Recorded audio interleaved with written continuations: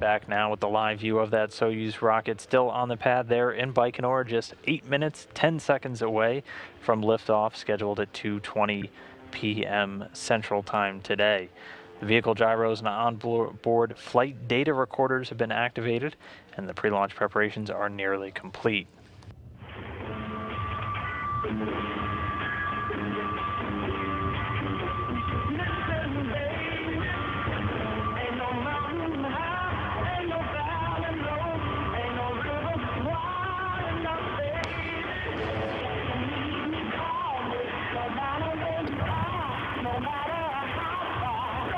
While we get a quick listen in of the music being piped into the Soyuz, a group of NASA representatives are out there in Baikonur, just a short distance away from the launch pad. For an update, why don't we go over to NASA Public Affairs Officer Rob Navius.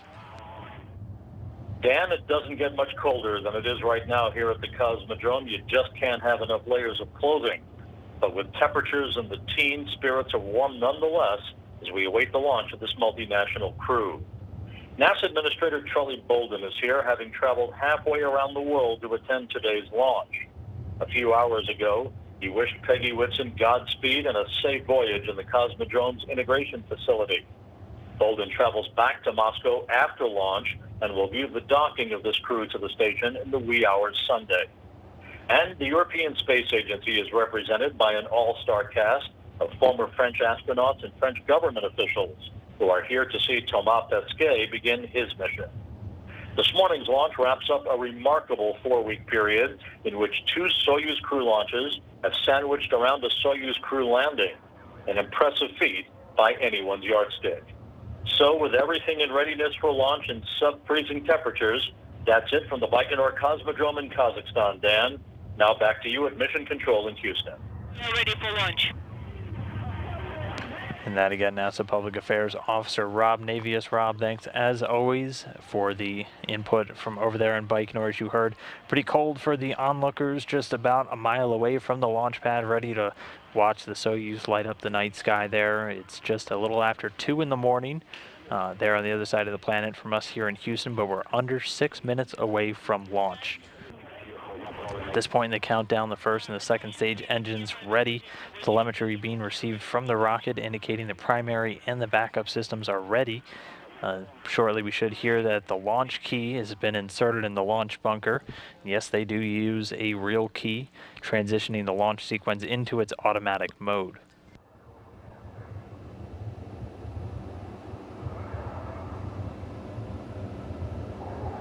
And then things will begin to pick up very quickly here over the next couple of minutes as we march towards this on-time liftoff just 5 minutes, 10 seconds from now.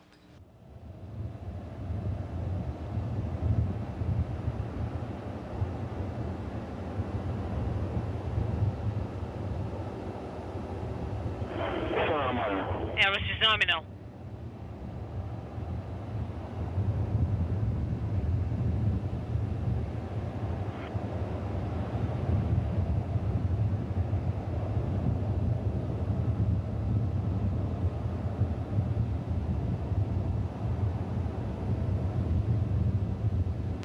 And as we come up on 4.5 minutes away from launch, getting a view inside of the Soyuz capsule, you can see Oleg Novitsky there in the center seat. At the top of the screen, European astronaut Thomas Pesquet making his first flight into space. Pesquet is actually going to be the 226th individual to visit the International Space Station. Nominal.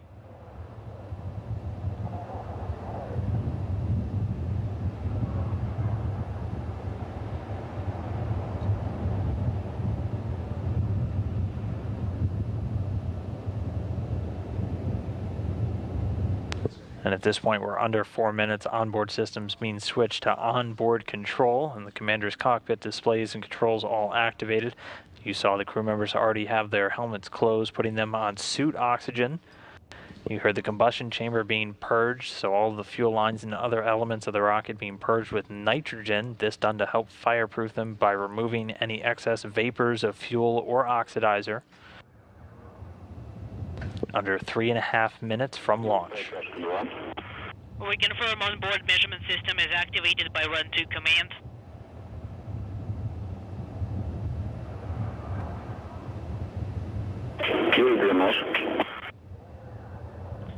Confirm oxidizing fuel, drain, and safety valves of launch vehicles are closed.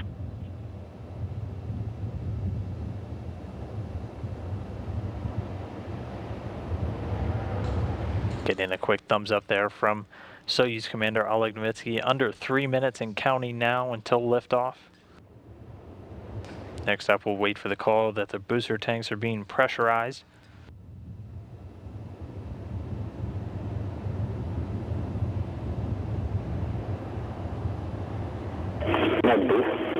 Booster propellant tank pressurization initiated. There you hear the call, the booster tanks being pressurized for flight. This helping to optimize the flow of that fuel and help adding some structural support to the rocket itself.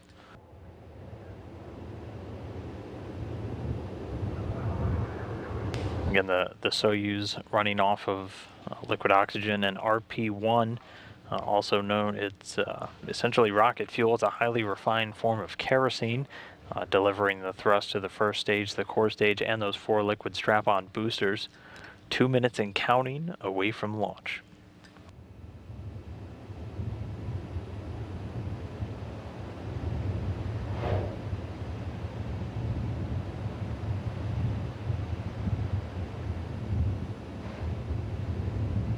You'll see in Novitsky's hand the small poker tool, if you will, that being used to reach the various buttons on the command panel as the crew member is strapped in very tightly for the ride uphill. 1 minute, 30 seconds away from launch.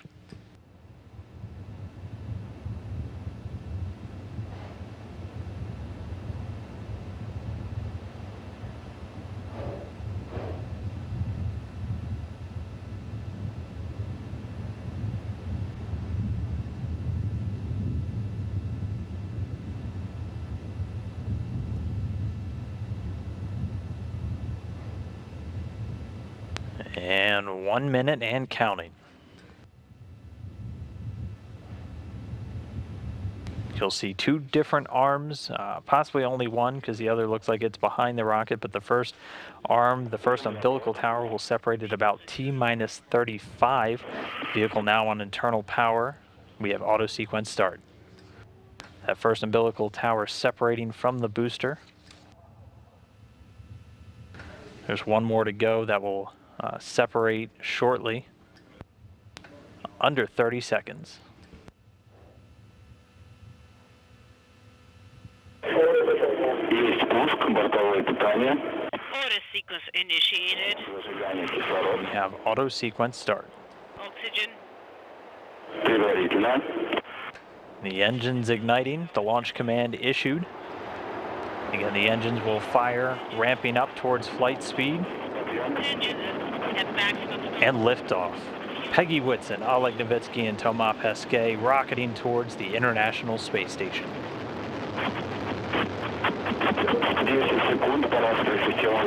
10 seconds. Everything's nominal. The rocket lighting up the night sky there in Baikonur. All initial performance calls indicate everything nominal or normal. First stage delivering 930,000 pounds of thrust through those 4 boosters in the single core engine. First stage measuring 68 feet in length and 24 feet in diameter. It's going to burn liquid fuel for the first 2 minutes and 6 seconds of the flight. Copy.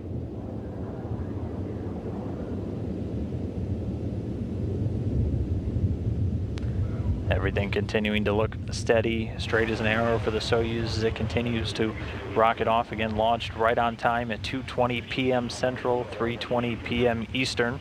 Everything's fine on board. Spherical tank pressure is nominal. We copy.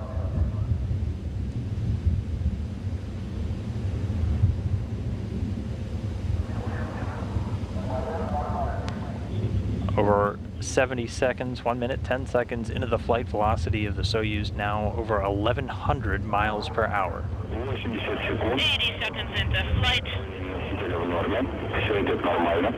Control and motion control systems are working nominally. Everything's fine on board. We copy. Thrusters of the second stage are working nominally.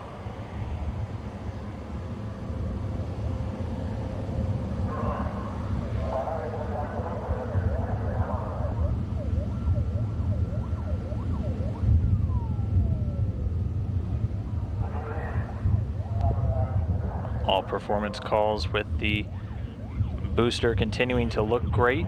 Soyuz continuing to fly straight and true. And there you see the 4 strap-ons breaking away in the night sky there. The first stage boosters being jettisoned. Copy. Their job complete. They drop away at an altitude of about 28 statute miles. The Soyuz traveling at over 3,300 miles per hour. Now powered by the second stage. Structure and the engines are nominal. The crew is feeling fine. We copy. We see you guys and we confirm.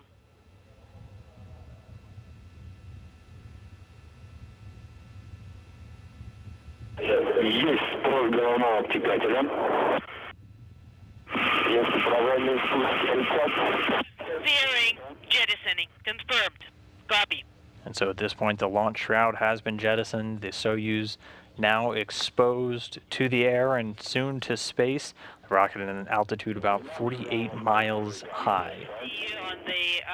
On the second video camera is the descent. Getting a wave there from NASA astronaut Peggy Whitson making her 3rd journey to the International Space Station. Here, you 5x5. Copy. Seated just next to Russian cosmonaut Oleg Novitsky. At this point, the Soyuz traveling at a speed of about 4,700 miles an hour. The crew is feeling fine. We copy. So the second stage continuing to burn, that core stage that also flies during the first stage, performing as expected. That core stage, 56 feet in length, 13.5 feet in diameter, has a single engine with 4 fuel chambers and is providing between 178,000 and 222,000 pounds of thrust, depending on the altitude, for its 3 minutes and 28 seconds of operation. It will continue to burn until the 4-minute, 43-second mark, to when the Soyuz uses what's known as a hot stage technique, and that's the third stage will ignite while the second's still burning. This is why the Soyuz has that small open grating area between the second and the third stages. The second stage performing flawlessly so far. We are 4 minutes and 30 seconds since launch. Everything looking good so far.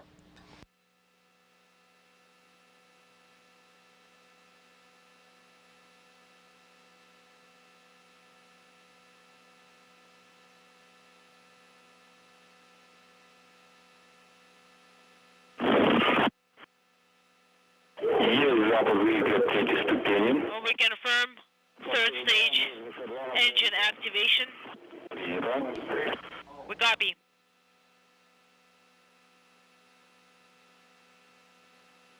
And getting confirmation the second stage has dropped away, separated at an altitude of about 105 miles. Soyuz now being propelled by the single engine of the third stage, providing 67,000 pounds of thrust, going to burn for the next 4 minutes and 2 seconds. Is nominal.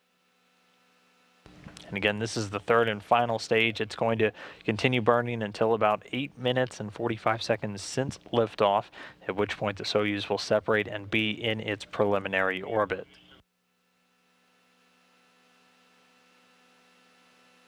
$340 seconds into flight. All motion control systems are nominal. Everything's fine on board. Copy.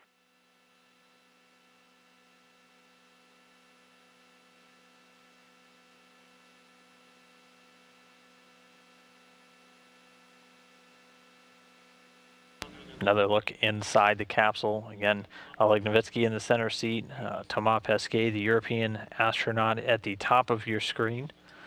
This Pesquet's first flight, the second Soyuz ride uphill for Oleg Novitsky. Everything continuing to go smoothly with the launch, which rocketed off on time at 2:20 p.m. Central Time. 6 minutes, 30 seconds since liftoff. Copy.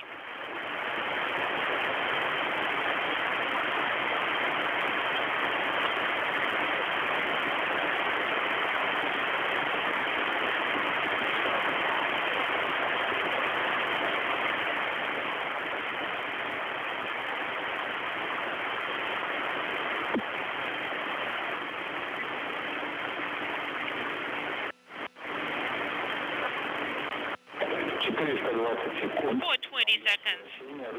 В норме. Roll, pitch, and yaw are all nominal. Everything's fine on board. Хорошо. And we hear you 5x5 and we see you on the video camera.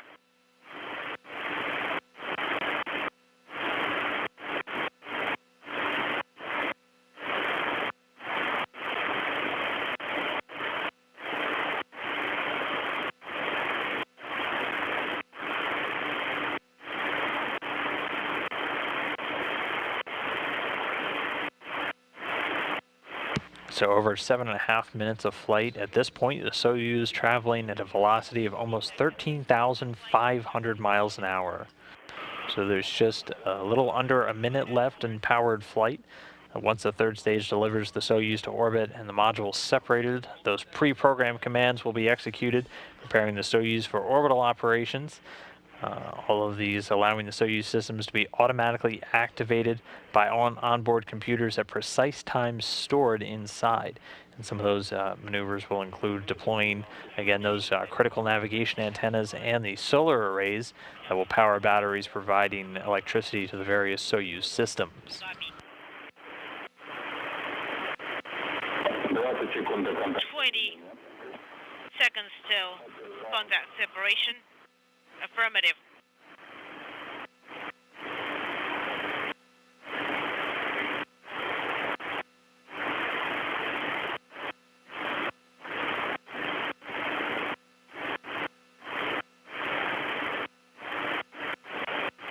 And seeing the telltale jolt there, that means the third stage has cut off and separated. Separation constant. Contact.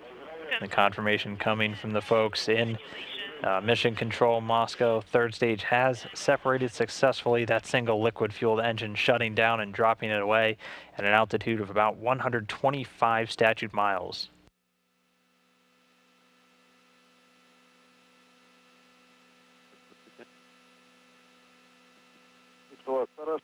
And already getting confirmation from the visiting vehicle officer here in Houston.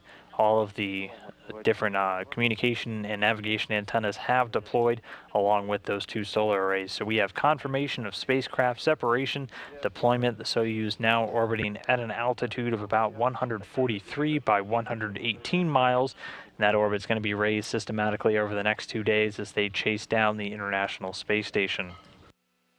Control of the spacecraft from here on out will be overseen by the Russian Mission Control Center just outside of Moscow, but for now, safely in orbit, NASA's Peggy Whitson, ESA's Thomas Pesquet, and Roscosmos's Oleg Novitsky, following a successful and a flawless launch in the early morning sky over Baikonur. So everything going very well with this Soyuz MS-03 vehicle so far. Vehicle in orbit, all of the antennas and the solar arrays deployed, and the chase down of the International Space Station has now begun. R-17 command has been sent. Yes. And 3.5 hours into today's flight, Soyuz is going to automatically execute the first of 3 planned orbital adjustment burns as they fine-tune their path to the International Space Station. And then during the next 2 days, they will have 2 opportunities to test some of the systems on board the MS. This is the 3rd time the vehicle's flown, and the 3rd round of tests during a 2-day rendezvous. After the orbital insertion, previous versions of the Soyuz traditionally maneuvered using to its desired orbital attitude by using infrared sensors that actually look for the Earth's horizon. Right now, this view that you're seeing actually getting telemetry down from the Soyuz spacecraft. The advanced computer and the software of the new Soyuz MS series, now powerful enough to remember the last known valid altitude measured at the point of main engine cutoff, and is going to be able to calculate the current attitude by using gyros and accelerometers to measure how the spacecraft has moved since then. Technique is going to be tested by the Soyuz onboard systems by maneuvering the vehicle to a desired attitude more quickly without using that horizon sensor, and then verifying how well it worked. The new Soyuz also includes a redesigned combined propulsion system to provide additional redundancy, and then to gain just some more data on the effectiveness of the new thruster configuration. The spacecraft will perform a maneuver using only a small subset of the thrusters on the mid-ring between the descent module and the instrumentation propulsion module. Crew members and ground controllers are going to monitor both of these tests. And then additionally, a new tracking station near the eastern Russian town of Uglogorsk, close to the new launch complex called Vostochny, will be used for S-band telemetry and commanding, the same band that we use for commanding on the International Space Station, to test the ground station and the network. And then if all goes well, future Soyuz missions may be able to revert back to that 4-orbit single-day rendezvous with the space station instead of the 2-day one that Peggy Whitson and her crewmates are on right now. Becky with the North Radio.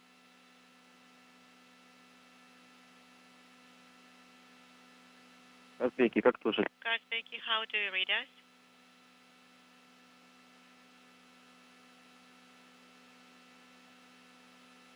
Becky, тут Москвы, как слышно? Becky, this is Moscow. How do you read us?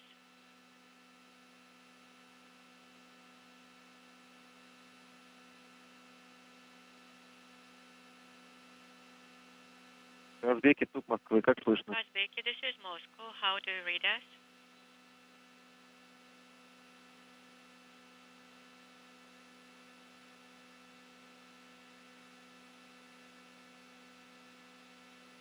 Becky, тут Москвы, как слышно? Becky, this is Moscow. How do you read us? Я Казбек-1, слышу вас This is хорошо. Казбек-1. Принимаете Our меня? radio loud and clear. Хорошо, Казбеки. How Еще раз me? повторите, с 24-го Same here. параметра. Repeat, please, starting from parameter 24. 24-го параметра 17.7. It's 17.7. 25 is 17.8. 17.8. And so with that successful launch, we're moving into the end of our launch commentary for today. Just a couple of notes for you for events coming up.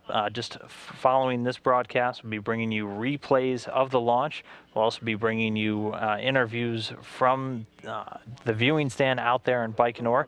And then we're also going to re-roll the package of pre-launch video from the crews making their way to the launch pad that we had some issues with during the broadcast. So be sure to stick around after this broadcast for those replays, interviews, and the re-roll of that package. And then at 5 p.m. Central Time, we'll do the NASA TV post-launch video file, as is tradition. And then coming up on Saturday, when the Soyuz arrives, we'll be bringing you live coverage on NASA TV, starting at 3:15 p.m. Central with our docking coverage. Docking scheduled to come at 4:01 p.m. Again to the Rosviet module. We'll then break away while they do all of the leak checks and get ready to open the hatches. Coming back on the air with our hatch opening coverage at 5:45 p.m. Central. The hatch